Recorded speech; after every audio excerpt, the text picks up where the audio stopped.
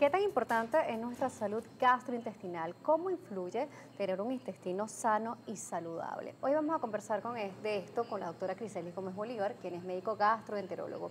Gracias por estar con nosotros, bienvenida. Bueno, muy buenas tardes, encantada de estar aquí contigo en este espacio tan querido y además hablar de salud gastrointestinal, que es fundamental para todos. Así como hablamos de cuidados de la piel, skincare, también debemos hablar de lo que es la salud digestiva. Bueno, y además que comanda todo y además expresa también toda nuestra salud, ¿no? Así es, si tenemos una buena salud gastrointestinal, o sea, no solo de no tener gastritis, sino que además todas las funciones que ocurren en el estómago, en el intestino delgado y grueso, se cumplan a cabalidad, eso va a garantizar que nosotros tengamos y gocemos de una salud en general.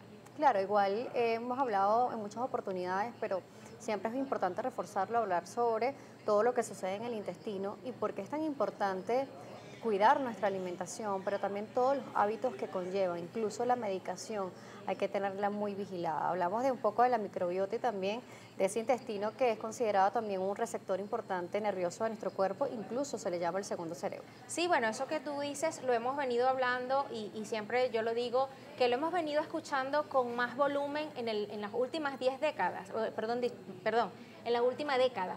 Porque sí, definitivamente ya los estudios se han abocado al estudio de la microbiota intestinal porque se ha determinado de que existen muchas alteraciones de la microbiota que van a desencadenar enfermedades, sean cardiometabólicas, la obesidad, incluso asma, depresión. Entonces, definitivamente, si nosotros entendemos como pacientes y como personal de salud que en nuestra alimentación, los excesos de los que habla, la automedicación, abusar de los antibióticos, de los antiinflamatorios, que son los medicamentos que utilizamos para el dolor, eso también va a repercutir negativamente en la función del intestino.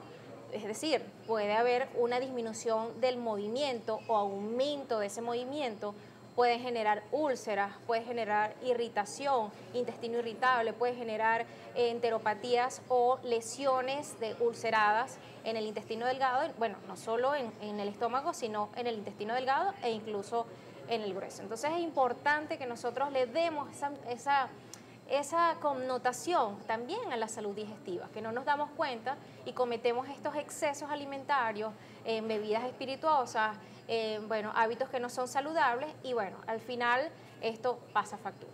Igual también los patrones de alimentación que mantenemos en nuestro país, por ejemplo, los tipos de platos que consumimos, las grasas y además de eso, pues el picoteo posterior a las comidas, las llamadas chucherías, esas comidas chatarras también, que vamos incorporando por el día a día, por la rapidez o por lo rico que es a través del paladar. Sí, bueno, nosotros como venezolanos, como países latinoamericanos, lamentablemente el tema de la alimentación no nos enseñan a comer bien.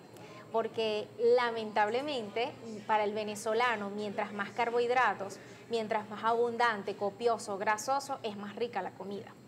Y bueno, eso puede ser en algunas ocasiones cierto, pero no es saludable. Entonces yo siempre le digo a mis pacientes que creo en la moderación, Daniela, porque definitivamente tú puedes comer de todo un poco, lo que te gusta, rico, pero siempre cuidando las cantidades. Y bueno, si vamos a hablar de la alimentación, es recordar que, no, bueno, no lo decimos en Venezuela, lo dicen en América Latina y en el mundo entero, en donde el plato nutricional debe ser conformado por el 50% del plato debe ser frutas, vegetales, fibra, 50%.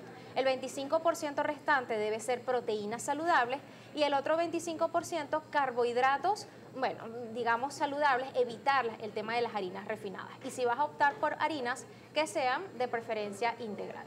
También solemos cocinar mucho con algunos condimentos procesados o ultraprocesados, por ejemplo los cubitos, las salsas que también tienen mucha sal, muchos conservantes. Tendemos como que a multiplicar los conservantes dentro de los alimentos y se nos olvida un poco ese sabor natural, porque bueno, la costumbre de esa sazón. Sí. Pero ¿cómo repercute en nuestro Sí, bueno, buenísimo que tocas este punto, porque otra de las recomendaciones que damos a nivel mundial o que se da a través de las asociaciones de gastroenterología americanas, entre otras, es la disminución del consumo de los alimentos ultraprocesados. Escuchamos esto también con mucho volumen. ¿Qué son los alimentos ultraprocesados? Son todos aquellos alimentos que han sido manipulados de forma industrializada, es decir, que se le altera la calidad organoléptica. ¿Qué es eso?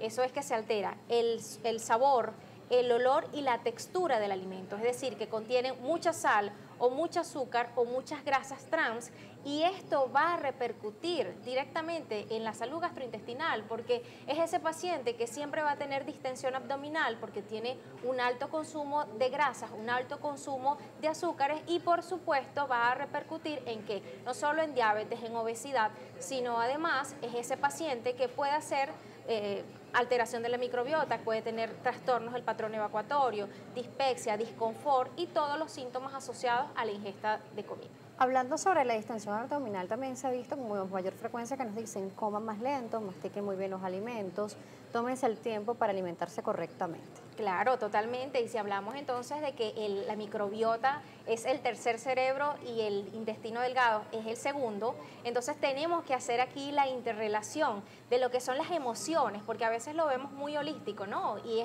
es fisiológico, o sea, el hecho de que tú te sientes a comer tus 15 minutos, 20 minutos, pero te dediques exclusivamente a deleitarte, a disfrutar tu comida, a masticar adecuadamente, se dice que va entre 30 y 40 veces el tiempo, las veces que tenemos que masticar nuestros alimentos para que puedan ser procesados bien. Entonces comenzamos a notar que no tenemos tanto gas, tanta distensión, porque no deglutimos tanto aire. Entonces esto buenísimo que lo recuerdas, porque es importante que le demos pues ese tiempo a nuestros alimentos. Yo digo es rendirle culto a nuestro cuerpo, y a través de la alimentación, sin el tema de los celulares, sin escuchar las noticias, o sea, que sea dedicado esos 15 minutos a tu comer de forma placentera. Vamos a hablar también sobre la hidratación, pero lo vemos al regreso, vamos a la pausa. Perfecto.